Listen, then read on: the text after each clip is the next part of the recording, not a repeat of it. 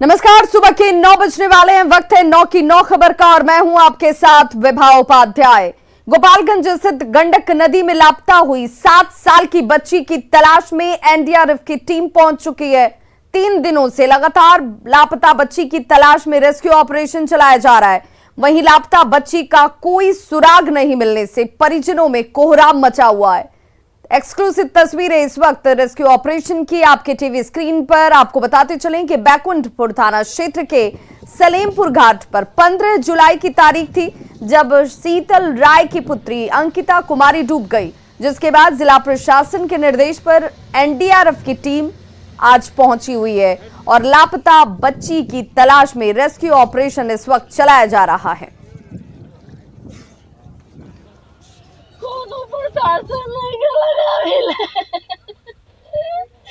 प्रशासन नहीं गया, लड़की जाती इतना कासे होता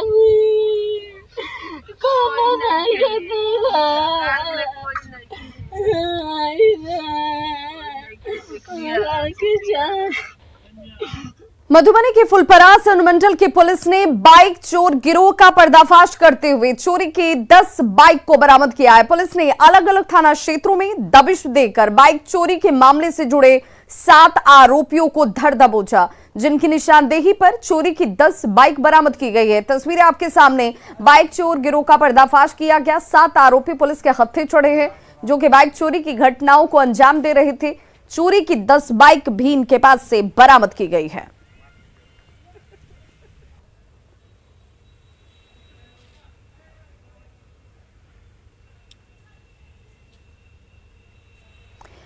वहीं गोपालगंज में शराब की सप्लाई करने वाले सीमावर्ती राज्य उत्तर प्रदेश के कुशीनगर में उत्पाद विभाग की टीम ने शराब के ठिकानों पर छापेमारी की। कुशीनगर और गोपालगंज उत्पाद विभाग की टीम की तरफ से संयुक्त रूप से ये छापेमारी की गई और अंग्रेजी, देसी और चुलाई शराब बरामद किया गया, जिसे मौके पर ही नष्ट कर दिया गया।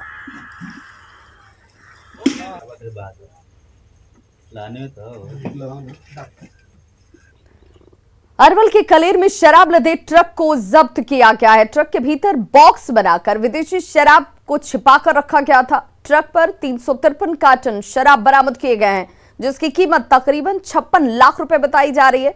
पुलिस ने ट्रक चालक को गिरफ्तार कर लिया। शराब दिल्ली से पटना लाई जा रही थी।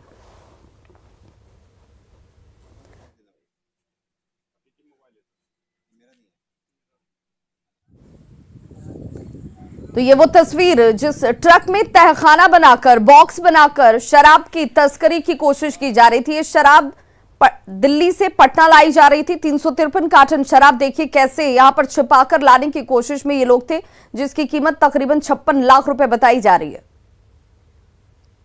मुंगेर में राइफल एसोसिएशन के 10 लाख रुपए के गबन के मामले में पूर्व सचिव जितेंद्र लाल को गिरफ्तार कर लिया गया है। पुलिस ने बेकापुर लकड़ी गोला से जितेंद्र लाल को अरेस्ट किया। हालांकि गिरफ्तारी से पहले पुलिस को घर की महिलाओं के विरोध का सामना करना पड़ा। राइफल एसोसिएशन के पूर्व सचिव जितेंद्र लाल पर राइफल एसोसिएशन का 9 लाख रुपए गबन करने का आरोप है।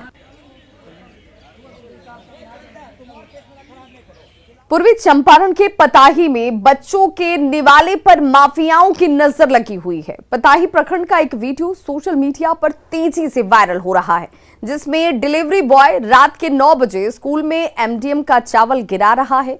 गाड़ी पर वजन का मशीन भी लगा नहीं है। रात में स्कूल में मिड डे मील का अनाज पहुंचाने के खुलासे के बाद कई सवाल अब उठ रहे हैं। सवाल है कि आखिर जब स्कूल 4 बजे बंद हो जाता है तो किस परिस्थिति में रात के 9 बजे एमडीएम का चावल स्कूल में पहुंच रहा है।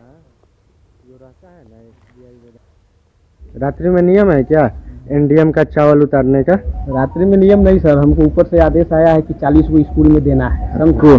क्या तो ऊपर से 3 बजे हम सुनिए ना, 3 बजे हम लोड किए हैं 10 स्कूल का। कितनों तेजी किए हैं तो 9 स्कूल में हमने दे दिया है। 10वां स्कूल पे आए हैं तो 2-3 घंटा हमको यहाँ पे आए हुए भी हो गया। अच्छा, मास्टर साहब नहीं है यहाँ पे तो गाड़ी लगा करके हमें सूचना मिला है कि आप इस स्कूल पे 15 मिनट पहले पहुंचे हैं। जमुई से बड़ी खबर आ रही है, जहां पुलिस का दंगा नियंत्रण वाहन दुर्घटनाग्रस्त हो गया। 10 से अधिक पुलिस जवान इस हादसे में घायल बताए जा रहे हैं, जिन्हें अस्पताल में भर्ती कराया गया। पुलिस की गाड़ी ही पलट गई, दंगा नियंत्रण वाहन दुर्घटनाग्रस्त हुआ। देखिए, और ये तस्वीरें आपके सामने मलयपुर थाना के पावर ग्रिड के पास हादसा होता है। मुजफ्फरपुर से जमुई जा रही थी पुलिस लाइन के ये जवान जो हैं वो जा रहे थे और इसी दौरान ये हादसा हुआ। चालक को नींद आने की वजह से बताया जा रहा है कि जो वाहन है वो दुर्घटना का शिकार हुई। पुलिस वाहन में 32 जवान उस वक्त सवार थे। बीएमपी जवान से भरा पुलिस वाहन मुजफ्फरपुर से जमुई पुलिस लाइन जा रहा था। वाहन पर सवार पुलिस वालों की ड्यूटी सोमवार को मुख्यमंत्री नीतीश कुमार के आगमन को लेकर जमुई में लगाई गई है, जिसे लेकर ये जवान मुजफ्फरपुर से जमुई जा रहे थे। लेकिन उसी दौरान दंगा नियंत्रण वाहन जो है वो पलट जाता है और जख्मी हुए हैं जवान। घटना के बारे में हम क्या बताएं, गाड़ी चल रही थी। अब ड्राइवर साहब क्या कैसे हुआ, अब ड्राइवर साहब ही बताएंगे। आप लोग कहाँ से आ रहे थे सर? हम लोग मुजफ्फरपुर से जमुई के लिए आए हैं। मुख्यमंत्री डिप्टी के लिए हम लोग आए। यहाँ मुख्यमंत्री साहब कल आने वाले हैं ना, माननीय मुख्यमंत्री जी, उसी के लिए हम लोग यहाँ। पटना को लगातार नई सड़कों की सौगात मिल रही है। जाम से निजात दिलाने के लिए सड़कों का चौड़ीकरण किया जा रहा है। सड़कों के चौड़ीकरण के लिए लगातार पेड़ काटे जा रहे हैं। ऐसे में पर्यावरण को बचाने के लिए तरु मित्र अभियान के तहत 10 लाख पौधे तैयार किए जा रहे हैं। तरु मित्र में पर्यावरण की पूजा की जाती है। यहाँ 400 से ज्यादा किस्म के पेड़ पौधे लगे हुए हैं। पर्यावरण को स्वस्थ रखने के लिए दूसरी तरफ 10 लाख पौधे तैयार किए जा रहे हैं, क्योंकि पर्यावरण को अगर हरा भरा रखना है तो इसमें पेड़ का योगदान बहुत महत्वपूर्ण होता है। हालांकि एक तरफ जहां पेड़ों की कटाई हो रही है, लेकिन दूसरी तरफ इस तरीके से तरु मित्रा में 10 लाख पौधे तैयार किए जा रहे हैं। टारगेट है कि बिहार में हर जगह हरियाली ही हरियाली हो और लोगों को परेशानी ना हो। इसके लिए तमाम इस तरीके से यहाँ पे छोटे छोटे पॉट में छोटे छोटे पौधे तैयार किए जा रहे हैं। हालांकि ये सब कुछ वॉलंटियर की मदद से कराए जाते हैं।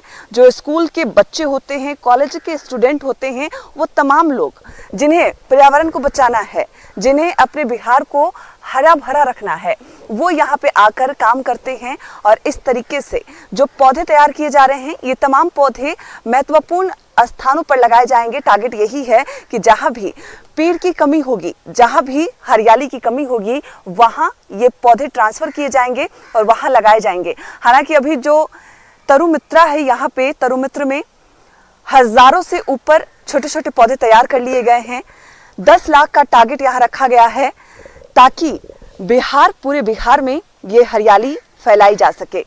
एक तरफ जहां हमने आपको तस्वीर दिखाई राजधानी पटना की सड़कों के चौड़ीकरण के लिए तमाम पेड़ काटे जा रहे हैं, दूसरी तरफ इस तरीके से बिहार को हरा भरा रखने के लिए छोटे छोटे पौधे तैयार किए जा रहे हैं।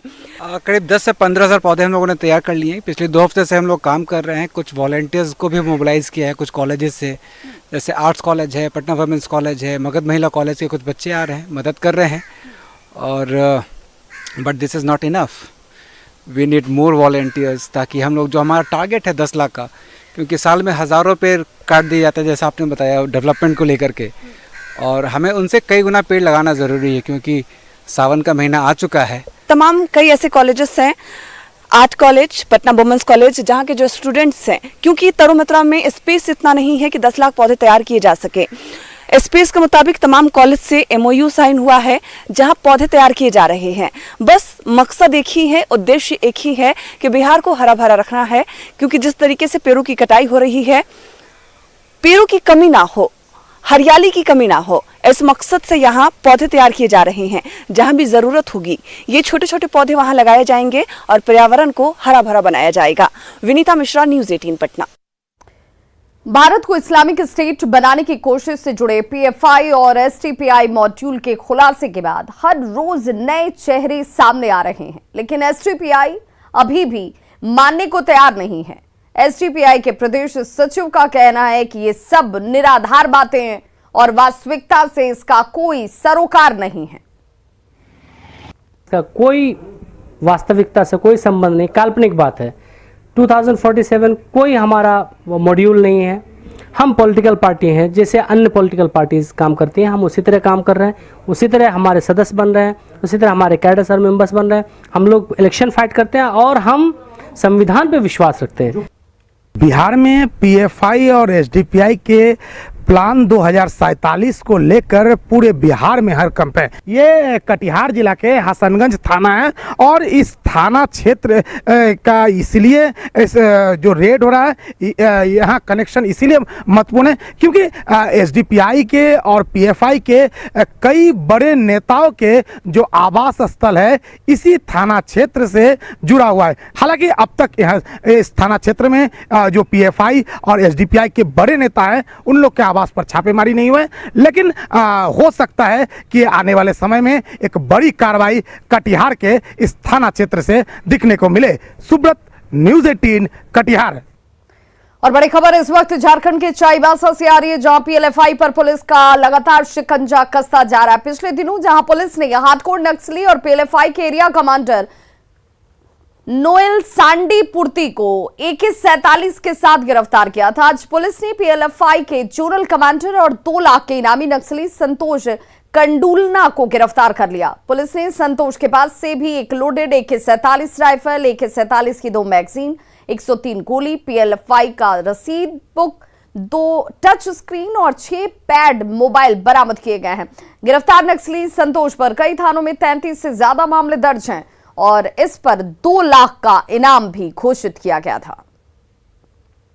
4 सालों में इसके द्वारा विभिन्न प्रकार के घटनाओं को अंजाम दिया गया है, जिसमें हत्या और रंगदारी के साथ साथ 17 सीले के अंतर्गत घटनाएं दर्ज हैं। उल्लेखनीय है कि जो विगत कुछ दिनों में गुदरी थाना क्षेत्र में आगजनी की घटनाएं हुई या अन्य जो घटनाएं हुई उसमें भी इसकी संलिप्तता है। रांची के एटीएम में पैसा डालने वाली एजेंसी CMS इन्फो लिमिटेड के 2 कर्मचारियों ने 1,72,77,900 रुपए का गबन कर दिया है। इतनी बड़ी रकम लेकर दोनों कर्मचारी फरार हैं, जिसके बाद CMS कंपनी के रीजनल मैनेजर इंद्रनील सेन ने कोतवाली थाने में प्राथमिकी दर्ज कराई। कंपनी के मैनेजर के मुताबिक बैंक से 2.25 करोड़ रुपए लेकर 36 ATM में डालने के लिए 2 कस्टोडियन कर्मचारियों को भेजा गया था, लेकिन जब ATM खाली होने की बात सामने आई तो इस रूट की 25 ATM का ऑडिट किया गया, जिसमें पैसे नहीं डालने की बात सामने आई है। फिलहाल 11 ATM की ऑडिट अभी बाकी है। ऐसे में आशंका है कि गबन की राशि और ज्यादा बढ़ सकती है। दोनों फरार कर्मचारियों के नाम अमित कुमार मांझी और सुभाष चेल हैं, जो 14 जुलाई को बैंक का पैसा लेकर निकले थे।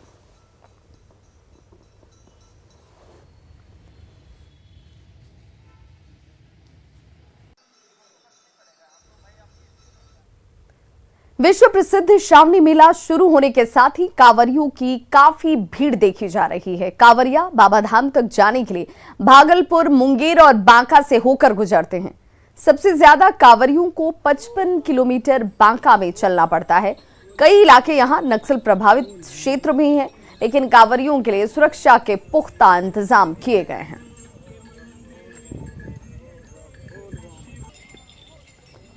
बाबा धाम के लिए सैनिटाइज है, सेंट्रल गवर्नमेंट को मालूम भी नहीं, लेकिन रास्ते में मुंगेर जिला तक प्रशासन भी टाइट है और कुछ सही है। बीच बीच में जहाँ पे गाछी बिछी पहाड़ आती है वहाँ पर लाइट थोड़ी कम है, बाद बाकी ठीक है, हम लोग का कोई डर नहीं है। प्रभावित क्षेत्र है, क्या कहना चाहेंगे? इसके लिए सुरक्षा सरकार देती तो और खुशी की बात है ना, अच्छी बात है। अभी सुरक्षा कैसा है? सुरक्षा ठीक है, और मिले तो और बढ़िया बात है, खुशी की बात है। सुरक्षा बढ़ना चाहिए, अभी तो यात्रा कम है, इससे और ज्यादा होगा। सुरक्षा बढ़ना चाहिए, बढ़ना चाहिए। कहाँ से आई हैं? हम भी बिहार से हैं। 55 किलोमीटर का स्ट्रेच है, थोड़ा नक्सलग्रस्त भी है, तो इसलिए करके हम लोगों का लगभग 2000 से अधिक संख्या में हम लोगों ने सुरक्षा बलों की तैनाती कर रहे हैं, जिसमें होमगार्ड हैं, डिस्ट्रिक्ट टाउन पुलिस के जवान हैं, एक SSB की कंपनी है, वो भी साथ में लगातार निरंतर एरिया डोमिनेशन करेगी। इसके अलावा जो हम लोग का स्थानीय स्तर से जो आसूचना संकलन है उसको भी किया जा रहा है। उत्तर वाहिनी गंगा सुल्तानगंज से जल लेकर लोग बाबा धाम की ओर प्रस्थान कर चुके हैं और आप देख सकते हैं कि बांका के जंगली क्षेत्र से कांवरिया गुजर सकते हैं। आपको बता दें कि बांका जिला में कांवरिया पथ का टोटल 55 किलोमीटर का दायरा पड़ता है, जिसमें से कि अधिकांश क्षेत्र जंगली और पहाड़ी क्षेत्र है। उसमें से भी अगर देखा जाए तो अधिकांश हिस्सा नक्सल प्रभावित क्षेत्र है। ऐसे में अगर देखा जाए तो गृह मंत्रालय के द्वारा सुरक्षा को लेकर एडवाइजरी जारी किया गया है कि कांवरिया पथ पर सुरक्षा के पर्याप्त इंतजामात रखे जाएं।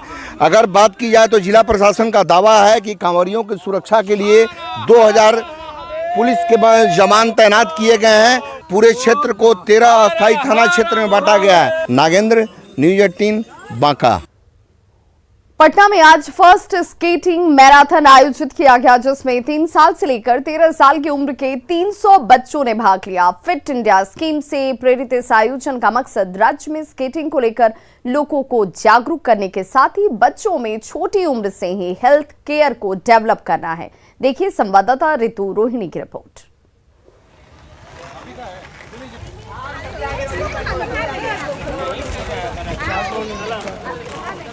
राजधानी पटना की सड़कों पर आज छोटे छोटे बच्चे स्केटर्स के तौर पर निकले हैं। आप सीधे तौर पर तस्वीरों में देखिए कि किस तरीके से जो बच्चे हैं वो स्केटिंग कर रहे हैं। दरअसल पहली स्केटिंग मैराथन जो है वो पटना में आयोजित की जा रही है। उसी के तहत ये जो तमाम बच्चे हैं वो सड़कों पर उतरे हैं और हर उम्र के आपको यहाँ पर तकरीबन बच्चे दिखेंगे। 3 साल से लेकर के 13 साल तक के ये बच्चे जो हैं अपने करतब दिखा रहे हैं स्केटिंग को। आप सीधे तौर पर साफ तौर पर यहाँ तस्वीरों में देखिए। इन हमारे साथ यहाँ पर इन बच्चों के कुछ माता पिता हैं, हम इनसे बातचीत करने की कोशिश करते हैं। मैडम, आपके बच्चे कितने वक्त से सीख रहे हैं और इसके क्या हेल्थ बेनिफिट्स आपको लग रहे हैं? मेरा बच्चा करीबन 7 साल से सीख रहा है और वो 2 नेशनल भी खेल चुका है और उसमें अच्छा है और वो इससे फिजिकल एक्टिविटी भी बहुत अच्छा है और हमको तो बहुत बेनिफिट है। सुबह 5 बजे उठाना नहीं पड़ता है, खुद से उठ जाता है, एक्साइटेड रहता है यहाँ आने के लिए, उसको अच्छा लगता है स्केटिंग करना और सब ठीक है। ओवरऑल किस तरीके से मैम आप देखती हैं आपके बच्चे, इससे क्या लगता है, क्या हेल्थ बेनिफिट्स आपको दिखते हैं? हेल्थ बहुत अच्छा हो गया है पहले से और सिंसियर भी हो गया है और अपने से उठता है, आता है यहाँ पर करता है, हम लोग को भी और मतलब कि इंकरेज करता है कि मम्मी चलो साथ में। साफ तौर पर फिट इंडिया जो एक स्कीम रही है उसको मोटिवेट करने के लिए बच्चों को हेल्थ को लेकर के ख़ास तौर पर ये स्केटिंग इवेंट जो है वो ऑर्गेनाइज किया गया। हम ऑर्गेनाइजर्स से भी बात करने की कोशिश करते हैं कि साफ तौर पर ये मकसद क्या रहा। सर ये बताइए कि क्या आपका मेन मकसद क्या है इस तरीके की मैराथन, स्केटिंग मैराथन अपने आप में पहली बार आपने किया है तो क्या एम क्या रहा? मैम हमारा एम बेसिकली ये रहा था कि मैराथन के थ्रू ज़्यादा से ज़्यादा गवर्नमेंट के नज़र में आ, क्योंकि ऑल ओवर बिहार में स्केटिंग तो होता है बट गवर्नमेंट इसके ऊपर ज़्यादातर अभी तक ध्यान नहीं दे रहे। आप बिहार के अंदर स्पोर्ट्स का आपको भी मालूम है बहुत ज़्यादा कमी देखी जा रही है और ये स्केटिंग ऐसा गेम है जो इंडिया के लिए ही नया है तो बिहार के लिए तो बहुत सा नया है। तो मैराथन के मोटिव से हम लोग ज़्यादा से ज़्यादा क्राउड के बीच में पहुंचना चाहते हैं। साफ तौर पर स्केटिंग को लोगों तक पहुंचाने के लिए यह मैराथन जो है वो पटना में ऑर्गेनाइज की गई। न्यूज़ 18 के लिए ऋतु रोहिणी, पटना। भारतीय प्रौद्योगिकी संस्थान पटना यानी कि आईआईटी पटना ने प्लेसमेंट के क्षेत्र में बड़ी उपलब्धि हासिल की है। आईआईटी पटना का 11वां प्लेसमेंट सीजन अब तक का सबसे शानदार सीजन रहा है और इस साल कैंपस रिक्रूटमेंट में सबसे ज्यादा जॉब ऑफर हुए, सबसे ज्यादा डोमेस्टिक पे पैकेज मिला है, सबसे ज्यादा एवरेज पैकेज रहा और अब तक का सबसे ज्यादा प्री प्लेसमेंट ऑफर भी दर्ज किया गया। करीब 154 कंपनियों ने 2022 बैच के लिए 412 जॉब के ऑफर दिए, जो पिछले साल की तुलना में 72.38% ज्यादा है। इसमें 10 इंटरनेशनल ऑफर्स भी शामिल हैं। आईआईटी पटना के 6 छात्रों को 1 करोड़ से ज्यादा का पैकेज ऑफर किया गया। गूगल लंदन ने आईआईटी पटना के एक छात्र को 1.37 करोड़ का पैकेज दिया है, तो गूगल म्यूनिख ने एक दूसरे स्टूडेंट के साथ 1.31 करोड़ का लग्जरी पैकेज दिया है। घरेलू पैकेज की बात करें तो आईआईटी पटना के छात्रों का उच्चतम घरेलू पैकेज 61.30 लाख रुपए है। वहीं बीटेक के छात्रों का एवरेज पैकेज 17,13,000 से बढ़कर अब 28,86,000 तक पहुंच गया है। क्या वजह है? इसका कारण यही है, सिंस इंसेप्शन से ही हम लोग प्लेसमेंट के ऊपर बहुत स्पेशल ध्यान देते हैं और बच्चे को ट्रेनिंग ऐसे देते हैं कि उनको अच्छा कंपनी में जॉब मिल जाए। पिछले ईयर के तुलना में इस साल हमारा प्लेसमेंट बहुत बेहतर हुआ है। पिछले साल हम लोग 240 के आसपास ऑफर हुए थे और इस साल हमारा 412 ऑफर्स हुए हैं, जबकि कंपनियां 125 आए थे पिछले साल और हमारा इस साल 154 कंपनीज आए हैं। तो खबरों का सिलसिला लगातार जारी है। आप देखते रहिए न्यूज़ 18 बिहार झारखंड। यहाँ खबरों का सिलसिला कभी नहीं थमता।